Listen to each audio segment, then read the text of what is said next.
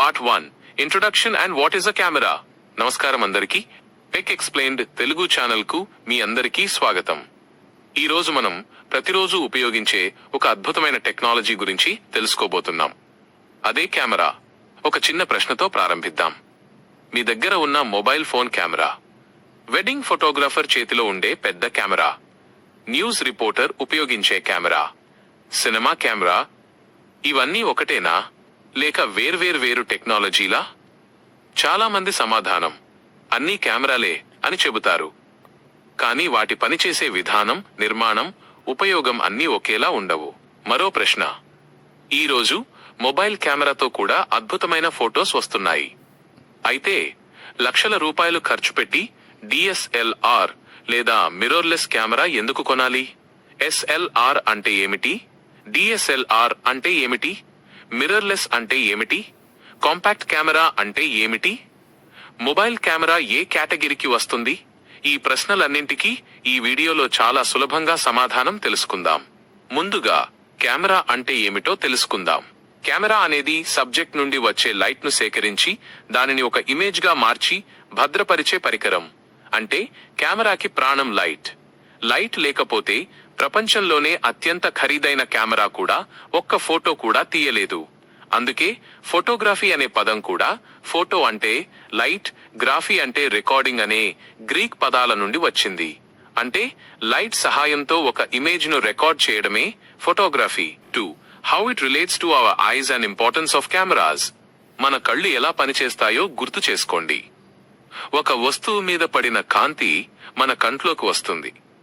మన కంట్లోని లెన్స్ ఆ లైట్ ను రెటినా మీద ఫోకస్ చేస్తుంది. అక్కడి నుండి సమాచారం బ్రెయిన్ కి వెళుతుంది. బ్రెయిన్ దానిని ప్రాసెస్ చేసి ఇది మనిషి, ఇది చెట్టు, ఇది కారు అని గుర్తిస్తుంది. కెమెరా కూడా దాదాపు ఇదే పని చేస్తుంది. తేడా ఏంటంటే మన కళ్ళు ఇమేజ్ ను బ్రెయిన్ లో స్టోర్ చేస్తాయి. కెమెరా మాత్రం మెమరీలో స్టోర్ చేస్తుంది. కెమెరా మన జీవితంలో ఎంత ముఖ్యమో ఒక్కసారి ఆలోచించండి. మన చిన్నప్పటి photos, marriage photos, family functions, school memories, ఇవన్నీ కెమెరా వల్లే ఈరోజు మన దగ్గర ఉన్నాయి. అంతేకాదు news channels, wild life photography, medical imaging, satellite images, drone surveillance, Google maps, cinema, cricket broadcast, CCTV, ఇవన్నీ కెమెరాస్ మీదే ఆధారపడి ఉన్నాయి. అందుకే కెమెరా అనేది కేవలం ఫోటో తీసే మషీన్ కాదు, ప్రపంచాన్ని రికార్డ్ చేసే ఒక అద్భుతమైన technology. Part 3 camera evolution and SLR cameras. ఇప్పుడు కెమెరా ఎలా అభివృద్ధి చెందిందో చూద్దాం. మొదట కెమెరా అనే మషీన్ లేదు. కెమెరా ఆబ్స్క్యూరా అనే ఒక ప్రిన్సిపల్ మాత్రమే ఉండేది. ఒక చీకటి గదిలో చిన్న రంధ్రం చేస్తే బయట ఉన్న దృశ్యం ఎదురుగా ఉన్న గోడపై తలక్రిందులుగా కనిపించేది. అప్పుడే సైంటిస్ట్స్ కి ఒక విషయం అర్థమైంది. లైట్ ను కంట్రోల్ చేస్తే ఇమేజ్ ఏర్పడుతుంది. ఇదే కెమెరా పుట్టుకకు మొదటి అడుగు. ఆ తర్వాత ఫిల్మ్ కెమెరా వచ్చింది. ఇందులో ప్లాస్టిక్ ఫిల్మ్ మీద ఫోటో రికార్డ్ అయ్యేది. కానీ చాలా సమస్యలు ఉండేవి. ఫోటో వెంటనే చూడలేం. ఫిల్మ్ డెవలప్ చేయాలి, ప్రింట్ తీసుకోవాలి. ఒక ఫిల్మ్ రోల్లో కేవలం 36 ఫోటోస్ మాత్రమే తీసుకోవచ్చు. అందుకే కొత్త టెక్నాలజీ అవసరమైంది. ఆ తర్వాత వచ్చింది ఎస్ఎల్ఆర్ కెమెరా. ఎస్ఎల్ఆర్ అంటే సింగిల్ లెన్స్ రిఫ్లెక్స్ కెమెరా. ఇది ఫిల్మ్ కెమెరా. ఇందులో లెన్స్ ద్వారా వచ్చిన లైట్ ముందుగా ఒక మిర్రర్ మీద పడుతుంది.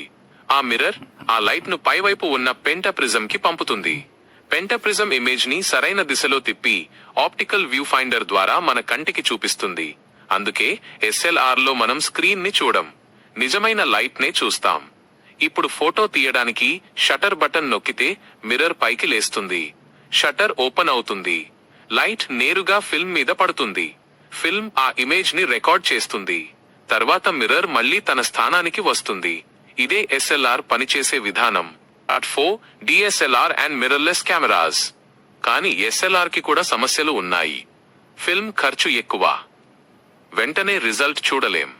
ఫిల్మ్ డెవలప్ చేయాలి. అందుకే ఫిల్మ్ స్థానంలో డిజిటల్ సెన్సర్ ని ఉపయోగిస్తూ డిఎస్ఎల్ఆర్ కెమెరా వచ్చింది. డిఎస్ఎల్ఆర్ అంటే digital single lens reflex camera.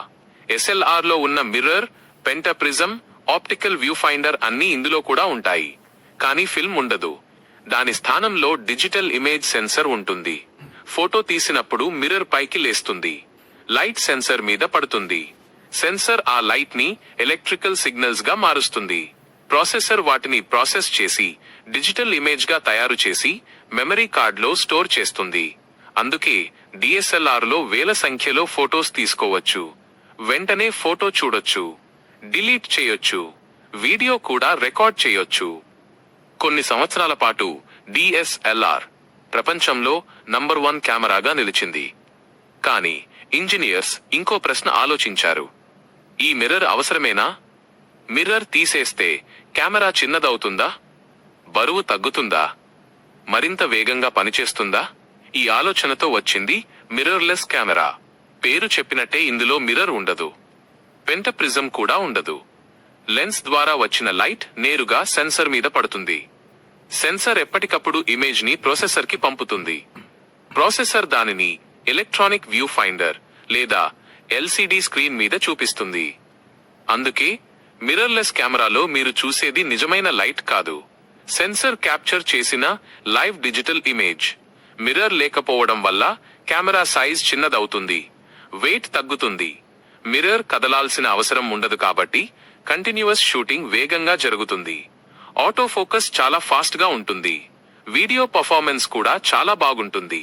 అందుకే ఈ రోజు క్యానన్, సోనీ, నికాన్ వంటి కంపెనీలు ఎక్కువగా మిర్రర్లెస్ కెమెరాస్ నే తయారు చేస్తున్నాయి. Part 5 compact cameras, mobile cameras and view finders. ఇప్పుడు కాంపాక్ట్ కెమెరా గురించి చూద్దాం. దీనిని పాయింట్ అండ్ షూట్ కెమెరా అని కూడా అంటారు.